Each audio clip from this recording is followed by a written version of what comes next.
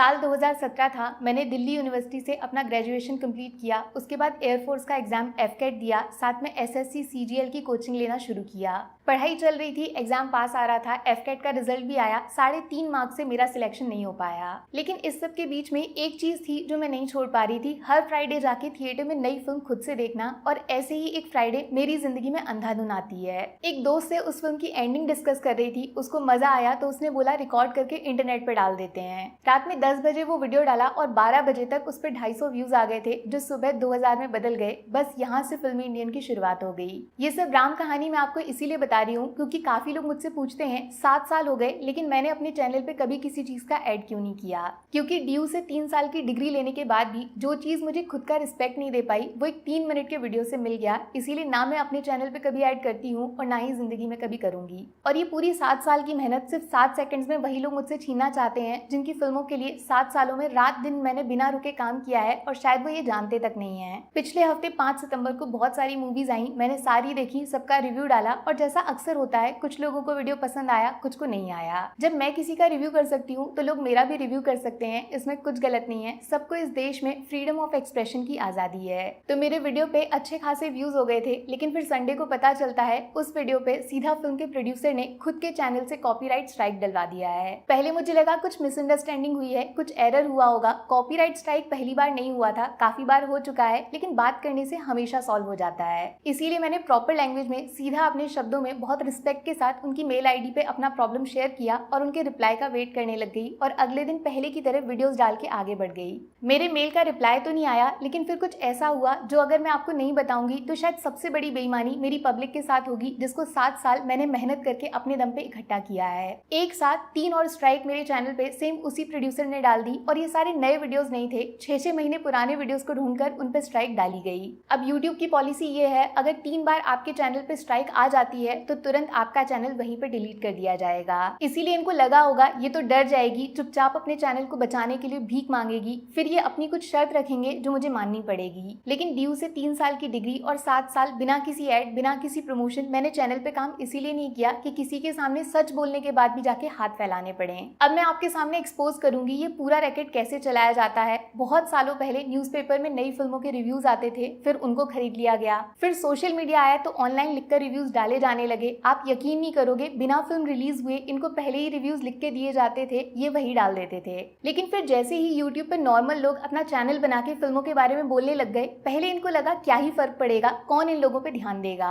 लेकिन जैसे ही ये फिल्म रिव्यू कैटेगरी बड़ी हो गई तो इनको टेंशन होने लगा, इनको कंट्रोल कैसे करेंगे, ये कोई मुंबई में बैठे हुए दोस्त रिश्तेदार तो है नहीं। तब इन्होंने क्रिएटर्स को कांटेक्ट करना शुरू किया, कुछ पैसों से मान गए तो कुछ को एक्टर्स के इंटरव्यू का लालच देकर उनको खुद से जोड़ लिया।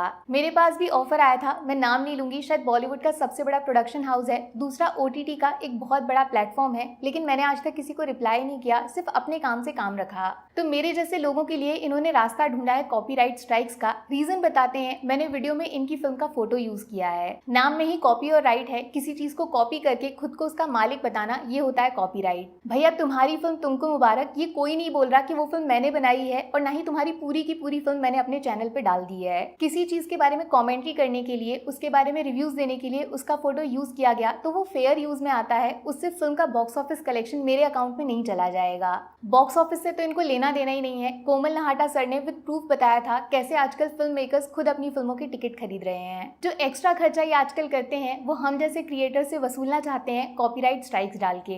सोचो अगर प्रेमानंद महाराज कॉपीराइट स्ट्राइक्स डालने पे आ जाएं तो इंडिया में 50% यूट्यूब और 50% इंस्टाग्राम चैनल्स अभी आज डिलीट हो जाएंगे। लेकिन उनके बारे में बात करना, राधा रानी, भगवान कृष्ण के बारे में बात करना, यही तो वो चाहते हैं। इसके लिए वो कोई कॉपीराइट स्ट्राइक नहीं देंगे, जितना उनके बारे में बात करोगे उनको अच्छा लगेगा। फिल्म क्रिएटर्स का भी यही काम है, वो फिल्मों के बारे में बात करते हैं, ये उनके लिए भगवान जैसा है, उनका करियर है, रोजी रोटी है। कोई ईमानदारी से काम करेगा तो उस पर स्ट्राइक डाल दोगे। अगर टारगेट करना ही है तो पायरेसी वेबसाइट्स को जाके करो ना, वो तो बिना डरे पूरी की पूरी फिल्म थिएटर से रिकॉर्ड करके इंटरनेट पे फैला देते हैं, उनको क्यों नहीं मिलती कॉपीराइट स्ट्राइक। और ज्यादा शिकायत है आपको, मैंने आपके फोटोज यूज किए तो ऑप्शन होता है क्लेम डालने का, उससे उस वीडियो से जितना रेवेन्यू आएगा वो पूरा का पूरा उस चैनल को चला जाएगा। लेकिन ये उनका इरादा ही नहीं है। जितना मैंने टोटल यूट्यूब से कमाया है 7 सालों में, उतना ये 7 मिनट में रोज कमाते हैं, फिर भी सोचो शांति नहीं मिल रही है। इनका क्या इरादा है? एक न्यूज सुनी होगी आपने थोड़े दिन पहले, बहुत सारे प्रोड्यूसर्स मिलके एक मीटिंग करने वाले हैं जिसमें नेगेटिव रिव्यूज डालने वाले इन्फ्लुएंसर्स, रिव्यूअर्स पे क्या एक्शन लेना है वो डिस्कशन होगा।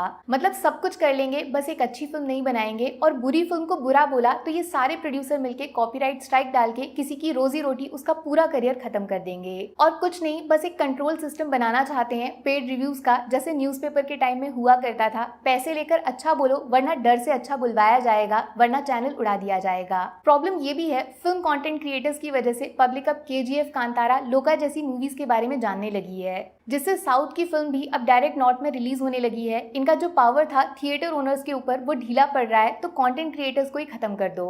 सेम यही केस हुआ था मोहक मंगल के साथ भी। उसके चैनल पे 2 बार स्ट्राइक्स डाल के उसको अपने हाथों की कठपुतली बनाना चाहते थे, 45 लाख तक डिमांड कर रहे थे। भाई अगर पैसे ही चाहिए ना, तो आप बहुत गलत इंसान को टारगेट कर रहे हो। ना तो मैं ऐड करती हूँ और ना ही आप लोग मुझे खरीद पाते हो। पैसे कहाँ से लाऊंगी मैं? मेरे पास जो है बस वो ये पब्लिक है। और मैं यकीन से बता सकती हूँ ये सिर्फ मेरे साथ नहीं हो रहा है, बहुत सारे लोग इस चीज से मेंटली परेशान होंगे। सोचो बड़े चैनल्स पे ये सब खुलेआम कर सकते हैं तो छोटे क्रिएटर्स को कितना टॉर्चर करते होंगे। अब बस बहुत हुआ, डरना नहीं है। जैसे मोहक ने ये मेल लिखा था, मैं भी same to same prime minister of India Narendra Modi और minister of information and broadcasting Ashwini Vaishnaw को लिखने जा रही हूँ freedom of speech plus power का मिसयूज करने के लिए। तो नीचे दोनों की मेल आईडी शेयर कर दूंगी। अगर आपको भी किसी ने इसी तरह डराया धमकाया है तो सारे मेल्स, जो भी मैसेजेस आए हैं, कोई कॉल रिकॉर्डिंग है, सब कुछ इकट्ठा कर लो, सब बता देना। लेकिन हम सबको बचाना पब्लिक के हाथों में है। आप लोग जिनके लिए हम काम करते हैं, कोई भी क्रिएटर आपसे मदद मांगता है तो प्लीज एक बार उसको सुन लेना। बस लोग सब देख रहे हैं और अच्छे से जानते हैं इस सब के पीछे मास्टरमाइंड कौन है, ये ऊपर तक पता होना चाहिए, उसको एहसास होना चाहिए। मेरी टेंशन मत लेना आप, ये चैनल डिलीट करवा देंगे तो हो जाने दो, दूसरा बना दूंगी। मैं अपने नाम को मरने नहीं दूंगी, फिर से पब्लिक कमा के सच बोलना शुरू कर दूंगी।